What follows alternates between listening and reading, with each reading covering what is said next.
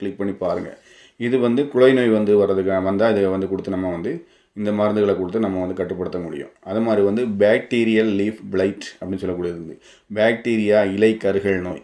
இந்த பாக்டீரியா இலை கருகல் நோய் வந்தால் கூட நெல் பயிர் வந்து நுனியிலேருந்து கருகும். நுனியிலேருந்து வந்து கருக ஆரம்பித்து அப்படியே காய்ந்தது போன்று வந்து கீழே வரைக்கும் அப்படியே வந்து இலைகள் வந்து தொடர்ச்சியாக அந்த காய்ஞ்சி போன பகுதி வந்து அப்படி கொஞ்சம் மஞ்சளாக மாறும். அப்புறம் வந்து காய ஆரம்பிக்கும்.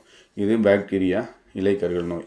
இதை கட்டுப்படுத்துறதுக்கு நம்ம ஏற்கனவே சொல்லியிருக்கோம். பாக்டீரிமைசின் நம்ம சொல்லக்கூடிய மருந்து, அது கூட வந்து அசாக்சிஸ்ட்ரோபின் வித் டெபுகோனசோல் அந்த மாதிரி மருந்துகள் கொடுக்கும்போது வந்து இதை வந்து மிக எளிமையாக கட்டுப்படுத்த முடியும். அப்புறம் வந்து காப்பர் ஹைட்ராக்சைடு, அது வந்து ஏக்கருக்கு ஒரு 100லேருந்து 150 கிராம் அப்படிங்கிற வகையில் ஸ்ப்ரே பண்ணும்போதும் இந்த பாக்டீரியா இலைக்கருகள் நோய் வந்து மிக எளிமையாக கட்டுப்படுத்த முடியும்.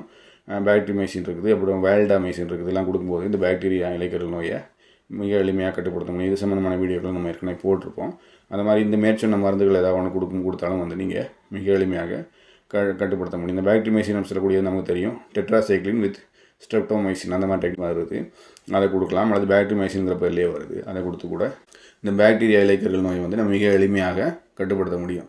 முக்கியமாக வந்து இதுக்கான காரணங்கள் அப்படின்னு கேட்டிங்கன்னா கிளைமேட் தான். கிளைமேட் வந்து ஒரு முக்கியமான ஃபேக்ட். அதிகப்படியான பனி, அதிகப்படியான குளிர் மற்றும் அதிகப்படியான ஈரப்பதம், காற்றில் காணப்படக்கூடிய அதிகப்படியான ஈரப்பதம் மற்றும் குளிர் காரணமாக கூட இந்த நோய்கள் வந்து வரலாம். குறிப்பாக வந்து இந்த காலநிலை வந்து இந்த குளிர் காலங்கள் அதிகமாக இருக்கக்கூடிய கட்டத்தில் தான் இந்த நோய்கள் அதிகமாக வருது. இது மட்டும் இல்லாமல் வந்து பார்த்திங்கன்னா இன்னும் சில பிரச்சனைகள் வரும். நம்ம சிங்க் சல்ஃபேட் போட்டால் கூட வேறு வகையான சத்து குறைபாடுகள் அங்கே காண்பதற்கான வாய்ப்புகள் இருக்குது. வேறு வகையான சத்து குறைபாடுகள் அப்படின்னு சொல்லக்கூடிய வந்து சிங்க் மட்டும் இல்லாமல் அந்த பயிருக்கு வந்து நைட்ரஜன் டெஃபிஷியன்சி, தலைச்சத்து குறைபாடு அந்த இடத்துல காணப்படலாம்.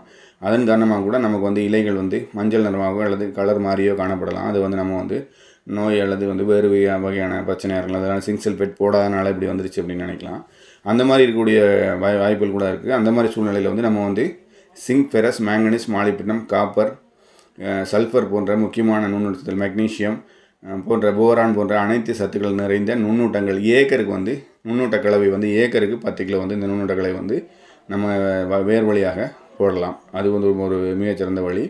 அது போக வந்து பார்த்திங்கன்னா நீங்கள் வந்து இலைவழி தெளிப்பாக நுண்ணூட்ட கலவை நல்ல கம்பெனி பிராண்டாக பார்த்து வந்து நீங்கள் வந்து இலைவழியாக நுண்ணூட்ட கலவை வந்து தெளிக்கிறது மூலமாகவும், பொதுவாக வந்து இந்த மாதிரி ஒரு நோய் வந்தால் கூட நீங்கள் வந்து நோய் மருந்து கொடுக்கும்போது அது கூட வந்து இந்த இலைவழி தெளிப்பு நுண்ணூட்ட உரமும் சேர்த்து கொடுக்குறது உங்களுக்கு நல்லாயிருக்கும். நிறைய கம்பெனிகள் வந்து கீலேட்டட் ஃபார்மில் இருக்கும். அது மாதிரி கீலேட்டட் ஃபார்ம் மட்டும் இல்லாமல் வந்து நிறைய வந்து லிக்விட்லேயே இருக்குது, லிக்விட் ஃபார்முலேஷன்லேயே இருக்குது. வித் வந்து ஜிப்ரலிக் ஆசிட், என்பிகே வித் வந்து என்பிகேனா தலைச்சத்து, மணிச்சத்து, சாம்பல் சத்து சேர்ந்தது. தலைச்சத்து, மணிச்சத்து, சாம்பல் சத்து, ஜிப்ரலிக் ஆசிட், ஜிப்ரலிக் அமிலம், அது கூட வந்து